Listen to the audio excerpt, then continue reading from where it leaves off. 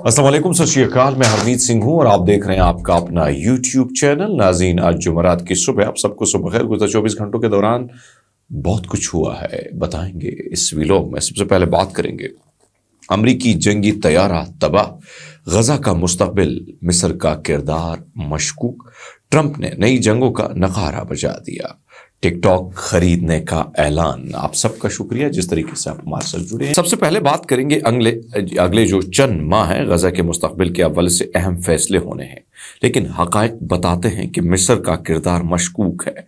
मिस्र और गजा की पट्टी के ताल्लुकात हमेशा पेचीदा और मुतनाज़ रहे हैं। मिस्र की पॉलिसियों पर वक्तन फ़ौक़तन तब्दीली जो है होते हुए रुझानात और सियासी मफादात की वजह से ताल्लुकात मुसलसल दबाव में रहे हैं। मिस्र की हुकूमत, जो अरब दुनिया में अहम किरदार अदा करती है, ने नई बार गज़ा की पट्टी में हुकूमत इक़दामात और फ़लस्तीनियों के हक़ में मौक़िफ़ अपनाने के दावे किए, लेकिन दरअसल उसकी गज़ा के साथ पॉलिसियों में कुछ तज़ाद पाए जाते हैं।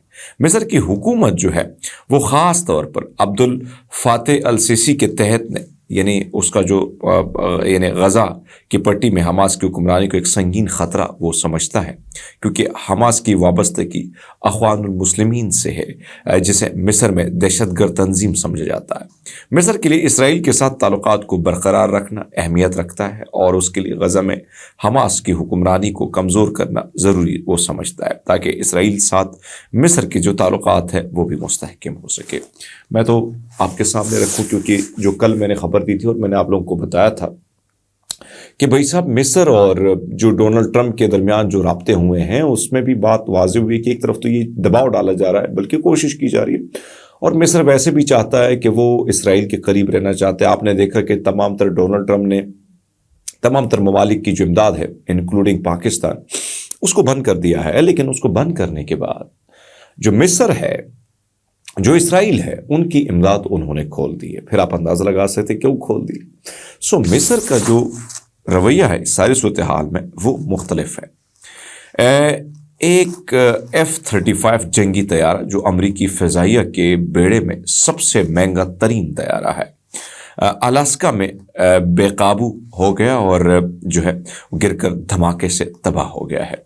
एयरबेस के एक बयान के मुताबिक फाइटर जेट के पायलट ने जो है इजेक्ट किया और मज़ीद मुआयने के लिए एक फ़ौजी अस्पताल उसको मुंतकिल कर लिया गया। हादसे की जो जगह है एलेस जो है एयरफोर्स बेस है, और मेरे ख़्याल में ये नाम है एलेसन एयरफोर्स, आई थिंक, थोड़ा सा नाम अजीब सा लिखा हुआ है। फेयरबैंक्स अलास्का के तौर पर ये शनाख्त की गई है कि कर्नल पॉल टाउन सेंड ने कहा कि मैं आपको यकीन दिलाता हूँ कि अमेरिका फ़िज़ाइया इस हादसे के मुकम्मल तहकीकात करेगी, ताकि इस तरह के वाक़यात दोबारा होने के इम्कानात को कम किया जा सके। एलेसन एयरफोर्स बेस में F-35 के दो जो स्क्वाड्रन्स हैं, जिनमें मजमूई तौर पर 54 फाइटर जेट शामिल है। अब इसकी तहकीकात हो रही हैं। बहुत महंगा तरीन किस्म के F-35 जो है जहाज़ है, जिसके हवाले से मुख्तलिफ सोशल मीडिया पे, मुख्तलिफ न्यूज़ में इस हवाले से काफ़ी खबरें गर्दिश कर रही हैं, क्योंकि आपको पता है कि इस किस्म के तैयारा अगर इस किस्म के हादसे का शिकार हो जाए तो उसका नुकसान फिर आपको पता है कि आलमी मार्केट और दीगर चीज़ों के हवाले से जो लोगों का इंटरेस्ट होता है, जो बिल्ट होता है इंटरेस्ट, यानी इस हवाले से लेना, वो कहीं ना कहीं जो है वो वहाँ पर उनको नुकसान होता है। दूसरे तरफ आपको बताते चले कि अमेरिकी सदर डोनाल्ड ट्रंप ने सहाफ़ियों को बताया कि माइक्रोसॉफ्ट टिकटॉक को ख़रीदने के लिए बातचीत जो है वो की जा रही है। वो चाहते हैं कि ऐप की फ़रोख्त के लिए बोली लगाई जाए। टिकटॉक, जिस पर इस वक्त अमरीकी सार्फिन की तादाद तकरीबन 17 करोड़ जो है वो बताई जा रही है, को रवां साल 19 जनवरी को कानून के तहत, जो अमेरिकन कानून है उसके तहत उस पर पाबंदी लगाई गई है। और इसके साथ साथ चीनी कंपनी जो है बाइटडॉन्स के मालिकान हैं, उनकी जन्म से ऑफलाइन इसको कर दिया गया था। गुज़श्ता हफ्ते डोनाल्ड ट्रंप ने बताया था कि वो टिकटॉक को ख़रीदने के हवाले से मुतादिद अफराद से राब्ते में है اور ممکنہ طور پر 30 دن کے اندر مقبول ایپ کے مستقبل کے حوالے سے فیصلہ کریں گے۔ اس سے قبل امریکی صدر کا کہنا تھا کہ اگر ٹیسلا کے ارب پتی سی او ایلون ماسک چاہیں تو ٹک ٹاک خرید سکتے ہیں، تاہم ایلون ماسک نے ٹرمپ کی اس پیشکش پر عوامی سطح پر کوئی تبصرہ نہیں کیا ہے۔ ایک طرف تو یہ سچویشن ہے کیونکہ آپ کو پتہ ہے کہ امریکہ میں سب سے بڑا مسئلہ کیا ہوا ہے، جو مسئلہ یہ ہے کہ ٹک ٹاک جو ہے، ایک طرف تو ڈونلڈ ٹرمپ نے اپنی تقریروں میں کہا تھا کہ بھائی سب ٹک ٹاک جو ہے وہ زیادہ تر اس کے وہ قریب ہے، یعنی وہ ٹک ٹاک کو پسند کرتے ہیں، ان کو اچھا لگتا ہے ٹک ٹاک۔ اور شاید آپ کو پتہ ہے کہ یعنی ڈونلڈ ٹرمپ کی اگر چیزوں کو دیکھا جائے تو زیادہ تر اگر ان کو فائدہ بھی ہوا ہے تو وہ ٹک ٹاک سے ہوا ہے، اور ان کے خلاف پوری میڈیا جو تھی وہ ان کے خلاف تھی۔ اب اس ساری صورتحال میں یقیناً صورتحال جو ہے ان کے لیے یہ ہے کہ بھائی صاحب اگر ہم ایسا نہیں کریں گے، کیونکہ آپ کو پتہ ہے کہ کل میں نے خبر دی تھی ڈیپ سیک کے حوالے سے، اس میں بھی پرابلم آ رہی ہے۔ پرابلم یہ آ رہی ہے کہ اس نے بہت بڑا دھچکا دے دیا، $1 ٹریلین آپ کہہ سکتے ہیں کہ بہت بڑا نقصان ہے، وہ بڑا نقصان انہوں نے دے دیا ہے۔ تو ایک طرف تو یہ سچویشن ہے، دوسری آپ کو بتاتے چلیں کہ اس وقت گلگت بلتستان میں جو ہے لوگ بیٹھے ہیں، اور بڑی تعداد میں لوگ بیٹھے ہیں سڑکوں پر۔ یہ کل عوامی ایک جرگہ ہوا ہے، یہ عوامی ایکشن کمیٹی ہے جس نے گلگت بلتستان میں خود مختار آئین ساز اسمبلی کا مطالبہ کر دیا ہے۔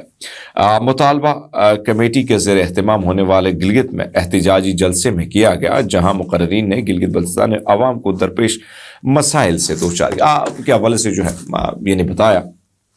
معاملہ یہ ہے کہ گلگت بلتستان میں اگر آپ دیکھیں تو فیصلے کہاں سے ہوتے ہیں کہ اس کی حکومت کیسے بنانی ہے، کون آئے گا وہاں کا وزیر اعلیٰ، یہ ساری چیزیں ہوتی۔ عوامی جو مینڈیٹ ہے اس کو ردی کی ٹوکری میں، اس بار تو خیر پورے پاکستان کا جو مینڈیٹ تھا اس کو ردی کی ٹوکری میں ڈالا گیا، اور جس کا جو ہے آپ کے سامنے ساری چیزیں ہوں کہ کس طریقے سے رات کی تاریکی میں، یعنی فارم 45 اور 47 کی کا جو نقصان تھا وہ سب نے دیکھا۔ لیکن اب معاملہ یہ ہے کہ اس وقت گلگت کے لوگ جو ہیں وہ چاہتے ہیں کہ بھائی صاحب ہماری خود مختار پارلیمنٹ ہو، جس طریقے سے جکڑی جاتی ہے اور جس طریقے سے جو ہے الیکشن کیا جاتا ہے، تو اس قسم کی پارلیمنٹ ہم نہیں چاہتے۔ ہم چاہتے ہیں کہ بھائی آزادانہ ہمارا جو ووٹ ہے اس کا جو ہماری جو پارلیمنٹ ہے، جس طریقے سے یہ ساری کچھ چیزیں ہوتی ہیں اس کو اسی طریقے سے نہیں، بلکہ عوام جو مینڈیٹ دے گی، جس جماعت کو مینڈیٹ دے گی، وہی جماعت جو ہے حکمران جماعت بن جائے تو ہم اس کو ایکسیپٹ کریں گے۔ بہت سارے مسائل کے حوالے سے بھی انہوں نے بات کی۔ اس وقت